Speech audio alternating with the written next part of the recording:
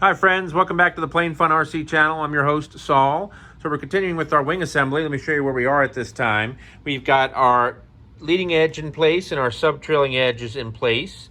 And we've trimmed off our edges here. We just now need to do some shaping of the edges here. Now keep in mind that when you're doing your leading edge and you're going to do your shaping, don't sand it to a final shape until the wing is actually in place. You can get a rough shaping going.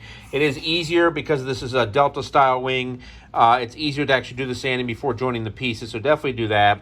Also, we have our root section here. We're test fitting our plywood spar, and that fits real nice. So we'll plan on bringing all the pieces together tomorrow after we've gone ahead and done our shaping of the leading and trailing edges. All right, more to come. Hi, friends. All right, as we continue our update here with the St. Croix Models Burt Rutan Long Easy, let me tell you what we got going on this morning. So I've been going ahead and doing a little bit of sanding, as you can see, just a touch. And what we're focusing on is just getting some of the pieces of the leading edge and the sub-trailing edge trimmed, somewhat shaped. You can see it doesn't have a full round shape. We're going to be going for the shape you see right there, as indicated on the plans. We'll do the final shaping once the wing is fully assembled. Typically, I like to do final shaping before, but they're recommending waiting until the wing is fully assembled. That's not difficult to do. The key thing is just getting the excess off. Get your angle, as you can see, so it does match that of the airfoil. And then a very simple sanding will round off these square corners here. So we've done that with all the pieces, as you can see. This one's a little upside down, but that's okay.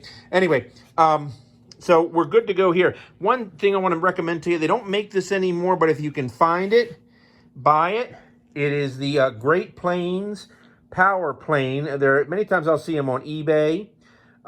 It is fantastic, and if you can get two, a couple of things to keep in mind. Get yourself the blades.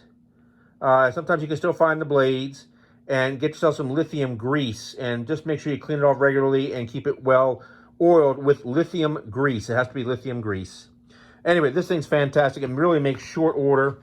And then afterwards, what we did, once we got it down, once we got the shape down to where it was similar to the airfoil, then I just went ahead and took one of the Great Plains Easy Touch bar sanders. These are still available, and with some 120 grit, just went ahead and smoothed it out.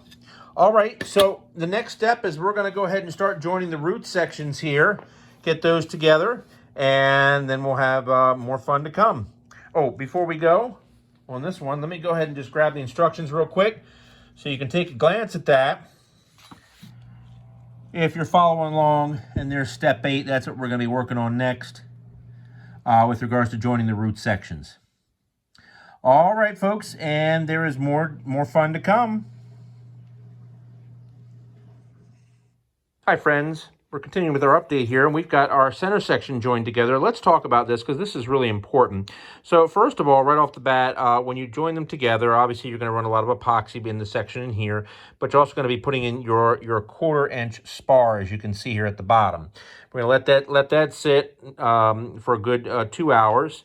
I'm using 5-minute epoxy, the high salt 5-minute epoxy. In 2 hours, it's fully hardened. Now, this is important. Once you've gone ahead and you've got those sections joined, the next thing you're going to put in are these die-cut pieces, the one here and the one over here, as you can see, the one where I'm pointing at, okay? Then the next pieces that go in are going to be this one and this one, okay? And these are cut from 1/4-inch balsa. Now, let those sit, and then what we're going to do next is we're going to focus on putting in the front spar, and then we'll put in the final die-cut pieces, which are the pieces right here. The reason for that is, and I'm drawing on past experience, having built this kit one other time before, this provides the best glue joint for the spar, and it makes sure that things are fitting correctly. So that's the important thing to keep in mind. Let me show you on the instructions where we are. So for those that may not have a copy of the instructions, we're looking at 9 and 10 right now. That's what we're focusing on at the moment. For the time being. So 9 and 10 will be the last steps for the center section, then we'll be moving on to the mid sections next. All right, more to come. All right, friends, continuing with our update here, you can see our center section finally has the spar installed. Let me correct what I mentioned earlier. Earlier I had said to go ahead and put the spar in and then put this in. Actually, you want to go ahead and put these pieces in first, these die cut balsa pieces, because what happens, you then have to go through and make sure that the very front spacing is 4 and 21/32 apart exactly. It's very important. That's a very important spacing. Then once you have, this is just a brace, this is just a temporary brace right here. And then what will happen is once that's in place, then go ahead and glue in your final spar right here. So we're gonna let that sit for a little while. And for those that might want to know what to do, if you don't have a copy of the instructions, once again, I'll flash one over. We're looking at number 10 is where we're at right now. That's what we just finished up. So we'll let that dry. Then we're going to go ahead and jump on to number 11, do some of the midsections, and then and the rest of the wing as well. So the wing is slowly coming together. All right, more to come. All right, friends, continuing with our update here, you can see we've got our midsections joined with our root section. We're just letting the epoxy dry, and then we'll go ahead and we'll work on the outer sections. So we'll let this sit overnight, get good and dry, and then tomorrow we'll go ahead and focus on that. It went together really well. A couple tips: always make sure that the midsection, or the root section, excuse me, is upside down, because the top portion of the root section is flat. Therefore, you can also put the midsections here upside down as well, and then just keeping some weight here and then pressure this way as well, and it allows for a perfect fit. So that went together well, and for those that might be interested in the actual step in the manual, we're looking at step number 11 right there. That's the process. Once again, feel free to press pause so you can fully read it. And then we'll move on to number 12 tomorrow. All right, folks, more to come. All right, friends, continuing the update here, we've got our outer wing panel attached. Now, a couple things to keep in mind when you're doing the attachment. Number one, you're going to need to block this up 7/16. So I just took 7 1/16 inch balsa sheets and glued them together. We've got our magnetic hold downs here, just holding those pieces in place. Now, when you're blocking it up, a couple things to keep in mind. Number one, make sure your trailing edge is even here and even on the top and the bottom. Get a good fit. Make sure you keep a good force going this way, and also keep some downward pressure as well, so the top portion of the outer panel is sitting flush with this section here, sitting flush with the table.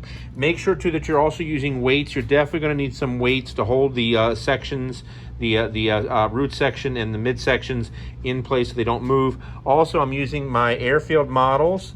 Once again, airfieldmodels.com magnetic brackets that you can use, and they do a wonderful job. Each magnet has 100 pounds of force, so it does not move at all when I'm pushing this way to hold this down. So do keep that in mind. Let me go ahead and show you the step where we are for those that are interested in the actual instructions.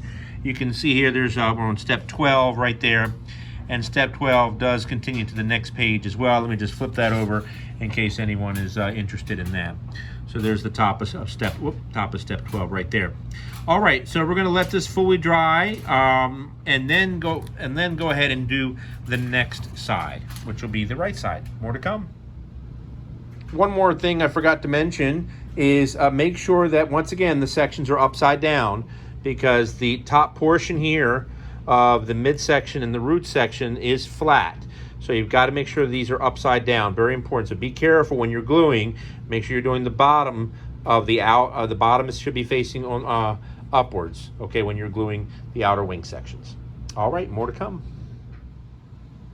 All right, friends, continuing with our update, we've got a wonderful turnout here with regards to the outer panels. They went on just beautifully. Couldn't ask for anything better. Just very straight, and the wing is together. Let's just put it that way, for at least for right now, the main portions of it. A couple tips I want to point out. So early, one of the videos I put out was about sanding the leading edges. One suggestion I want to make, and you can see it here, notice the difference in size. So what I'd recommend is when you're doing the leading edges, the initial sanding, leave this portion here, maybe the last quarter or half inch on each end here, squared without sanding it down. That way you can blend. Now this would be true for any type, not just this aircraft, but any type of aircraft that has this type of wing. There's a lot of jets that are out there that have swept back wings. So keep that portion unsanded. That way, when you sand it, you can blend it. And that's kind of the situation with all of the corners here. You can see it there as well. And of course, we've got the same thing happening on the opposite side. Quite a bit of difference there, but that's not a big deal. Those things can easily be taken care of. A little extra wood, little filler, and we'll have, oops, hang on, I'm sorry. I'm trying to do this with one hand here. And we'll have it all taken care of. All right, so we're gonna move on to the next step, and that's gonna be installing these little blocks that are right here. These are the hardwood blocks, and they're gonna wind up going in these little holes, square holes right here. And right now we're looking at, if we're continuing with looking at our manual here, we're looking at step 13 is where we are. And then we'll move on, of course, to the other steps as well. All right, folks, more to come.